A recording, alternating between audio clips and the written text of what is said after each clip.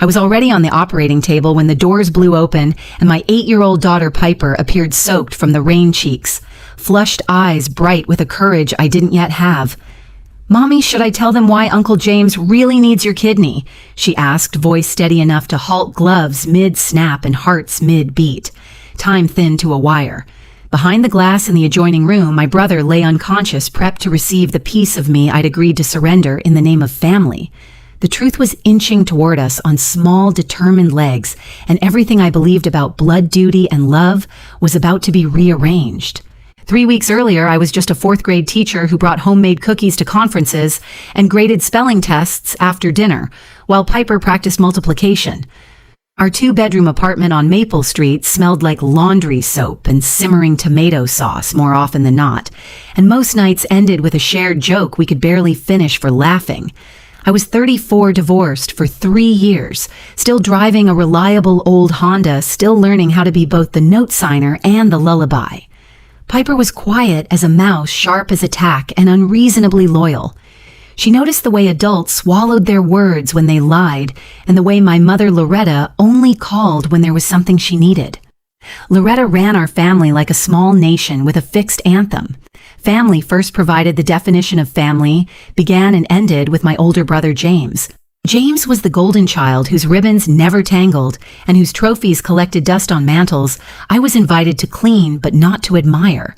He'd been the star quarterback, the real estate success by 30, the husband to Carmen, who managed to look camera-ready even in the cereal aisle. He drove a luxury car with that smug, silent hum, posted vacation photos from Europe that made our town look like a farm stand, and talked charity with the same ease other people talked weather. My father, Vernon, believed in peace at any cost, which mostly meant letting Loretta choose the cost. After my divorce, after I'd found my husband kissing his secretary, while our daughter napped in the next room, Loretta set me on the family's lowest shelf with a polite nod and a sharper judgment. James remained the son. On a Tuesday evening at 6 p.m., I was plating spaghetti when my phone rang with the photo from James's wedding where Loretta was beaming as if she'd birthed a planet. "It's about James," she said. "You need to come to the hospital now." Piper rode in the back seat, clinging to her math worksheet, wide-eyed and steady. At Riverside General, the air was all bleach and bad news. James lay small in the ICU bedskin, grayed to an unfamiliar color, tubes threading from his arms like unnatural veins. For the first time in years, he called me Wave, and fear cracked his voice. Dr. Reeves, head of transplant surgery, wore kind eyes behind wire-rimmed glasses as he explained renal failure in the calm tone of a man who had mastered storms. James needed a transplant within a month, maybe sooner. They would test the family immediately. Blood vials filled and emptied names were ticked and crossed. Loretta went first, offering both kidneys with theatrical zeal that wilted when her blood type failed him.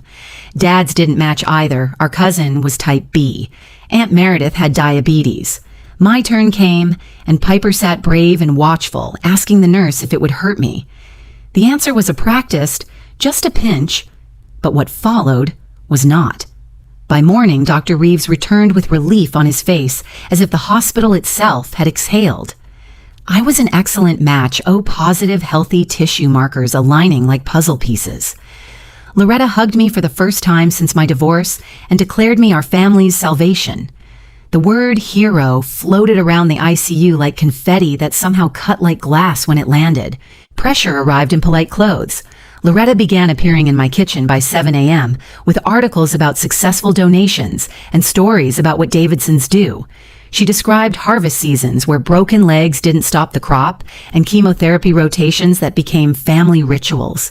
She made duty sound noble and inevitable, and every night Piper sat on the couch, pretending to watch cartoons, while I felt the net pull tighter. James, newly tethered to dialysis, let fear soften his edges. Carmen called with tears that tousled her perfect veneer. Even my father started stopping by his silence, a kind of endorsement. In 3 years, I had not been so thoroughly included. The ache of it was its own seduction. My colleague Bethany, who had earned her calm the hard way, said I didn't owe anyone an organ. But the Davidson anthem was loud, and guilt is a clumsy instrument that still plays. Piper watched all of it, silent and noting. She noticed how Grandma's groceries only arrived after the test results. She noticed how Uncle James remembered birthdays with expensive gifts when the calendar favored his needs. She noticed, and then one night, she climbed into my bed at 9 p.m. and whispered, "Something's not right." I wanted the world to be simple, brother sick, sister able, family saved. But life rarely fits the tidy story. The surgery was booked for a Monday morning at 7 a.m. I took medical leave, signed forms until my signature felt like a stranger, and told myself that old wounds were not the same as present choices. The weekend before, I accompanied James to dialysis and watched the machine do the brutal work of a failed organ. He told me he was scared. I believed him. That evening, I called a family meeting in my small living room with its thrift store lamp and our secondhand couch. I told them I would do it. Loretta cried real tears. Carmen clutched my hands and called me a blessing. Dad nodded with a quiet pride I had longed for since girlhood. In the kitchen, Piper watched over the rim of her multiplication. Later, when the door closed on the last grateful relative, she brought out a composition notebook and said, "Mom, you should see this." The notebook was thick with secrets written in careful looping handwriting. Piper had dated every entry like a detective who knew the value of proof. "I started writing after we saw Uncle James at the mall," she said. "I remembered that day how he'd claimed to be in Chicago for business, but stood outside a restaurant with a woman who wasn't his wife. They were kissing," Piper added. "And then he told someone on the phone he didn't think you'd ever say no." Flipping through her pages felt like reading a slow explosion. There were notes about James's medications, photos of pill bottles with different names and screenshots she'd printed from the school library, messages, receipts, fragments that made no sense until they did. "Who's Derek?" I asked, pointing to a name she'd circled more than once. Piper swallowed. "He's in Uncle James's phone a lot. They talk about inventory and money and pills. I think Uncle James is selling them." My first instinct was disbelief. The second was nausea. "Piper, how do you know?" "Because he said, once I get my sister's kidney, I'll be back at full capacity," she whispered. He texted it to Derek. I stared at her, the air thick with the sound of the refrigerator humming. It would have been easier to dismiss it as childish confusion, but Piper had evidence, real evidence. And when I read the message myself, my sister has no idea what really caused this.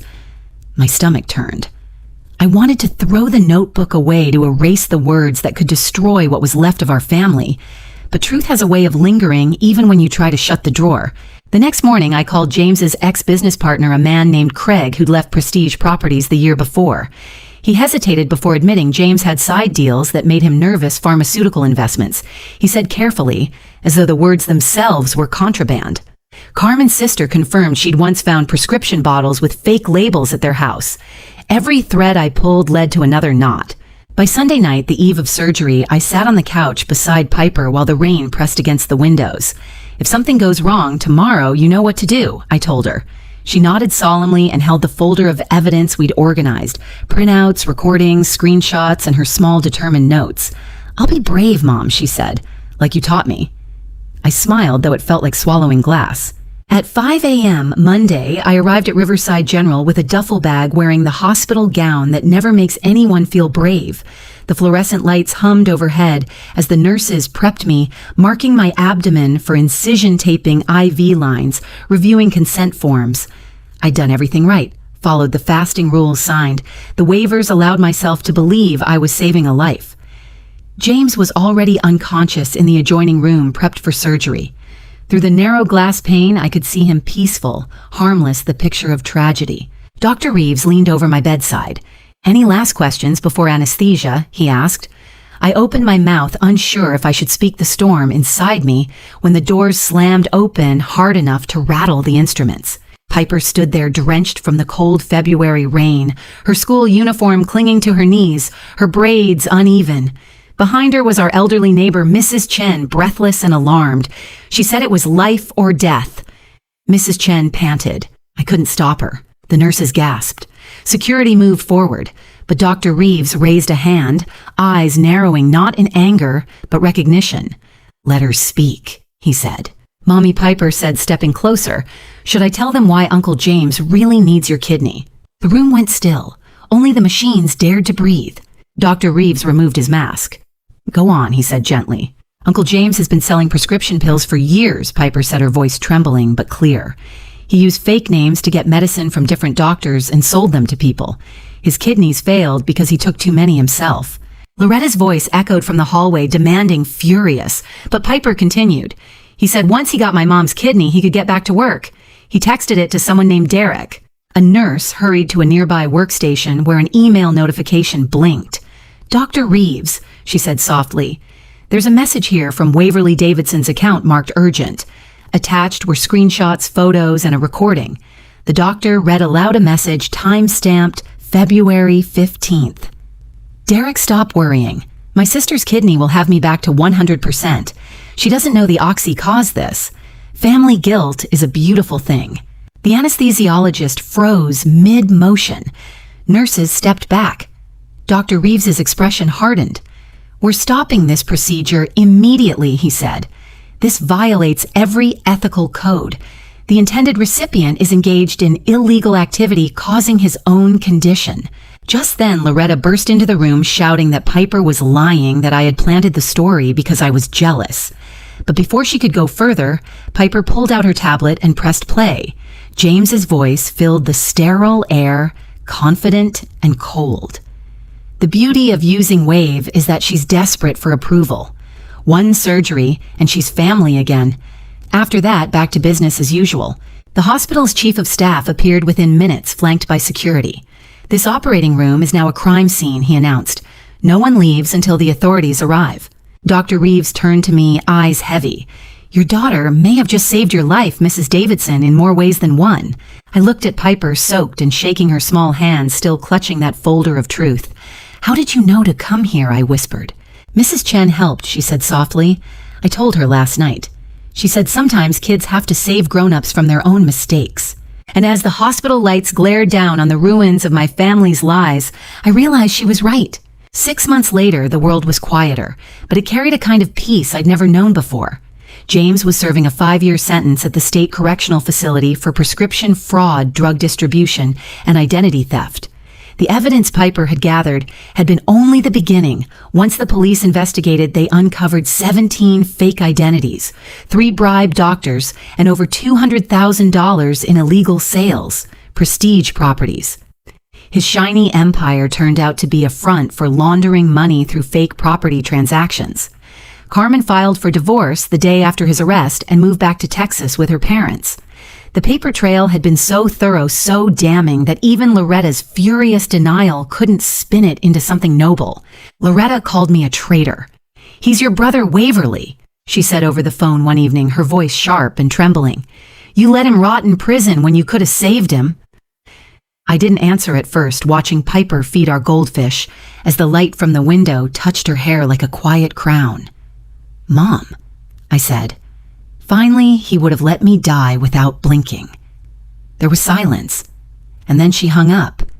That was the last time we spoke. Dad surprised everyone. After 40 years of submission, he finally found his voice. 2 weeks after James's sentencing, he filed for separation. I'm tired of pretending wrong is right, he told Loretta in front of the entire family. Our grandson is a criminal because you never let him face consequences. Waverly and Piper are the only ones with integrity left. For the first time, I saw my father not as a quiet man, but as a brave one. He moved into a small apartment downtown, started volunteering at the community center, and came over every Sunday for dinner. Piper taught him new card games while I cooked, and sometimes he'd share stories about his childhood, how he dreamed of being a pilot, how he used to sneak out to look at the stars. I should have stood up for you sooner, he told me one night, his voice heavy, but soft. Your mom was louder, but that doesn't mean she was right. I squeezed his hand and told him I understood. Maybe forgiveness isn't about erasing the past, but learning to live with it honestly. After the hospital scandal, the district offered to transfer me to another school. I accepted. Starting over at Lincoln Elementary gave Piper and me the space we needed to breathe again. She began therapy, and her counselor, Dr. Martinez, often marveled at her composure. Most adults wouldn't have had the courage to do what she did, he said after one session. She saw the truth clearly and acted before fear could stop her. Piper didn't think of herself as a hero. She told him she just didn't want me to get hurt. Her simplicity humbled me. Life didn't suddenly turn perfect, it never does, but it became real in a way that felt solid. The small things mattered again. The smell of pancakes on Sunday mornings, the chatter of kids in the hallway at school, the sound of Piper humming while she drew. We adopted a rescue cat named Clover, and every night she'd curl up at Piper's feet like a living punctuation mark to our day. I caught myself smiling more often than I realized. One afternoon, I found an envelope in our mailbox with no return address. Inside was a letter from Carmen. Her handwriting trembled slightly, but her words were steady. Waverly, she wrote, "Your daughter didn't just save your kidney. She saved me too. I found out things I didn't want to believe. The drugs, the affairs, the plans to expand after the transplant. He was someone I didn't recognize anymore. You would have given him a piece of yourself, and he still would have destroyed you. Piper protected you when none of us did. Please thank her for me. Tell her she saved more than one life." I read it twice before tucking it into my journal. Some words deserve to be kept close. Now, when I tuck Piper into bed, she always asks the same question. "Mom, are you proud of me?" And every night, I give her the same answer. "You saved my life in more ways than one." Then she smiles and whispers. Sometimes the smallest voice in the room needs to be the loudest. It's become our ritual, a nightly reminder that courage doesn't need volume, it just needs truth. The faint scar from the surgical prep still rests on my abdomen, 2 inches of what might have been. I don't hide it. When people ask, I tell them it's a reminder that love without boundaries isn't devotion, it's self-destruction. That sometimes the greatest act of love is the one that says no, even when the world expects yes. Piper taught me that family isn't defined by obligation or shared blood. It's defined by who protects your heart when it's most at risk, who tells the truth when silence would be easier, who stands up when everyone else looks away. True family doesn't demand sacrifice, it deserves it. And sometimes that truth comes from an 8-year-old girl with rain-soaked braids, a tablet full of evidence, and a voice strong enough to stop an entire operating room. If this story moved you, if you've ever been pressured to give more than you should for someone who wouldn't do the same for you, please like, share, and subscribe. Leave a comment about a time when you found the courage to stand up for yourself or someone you love. Because sometimes the quietest act of bravery can change everything.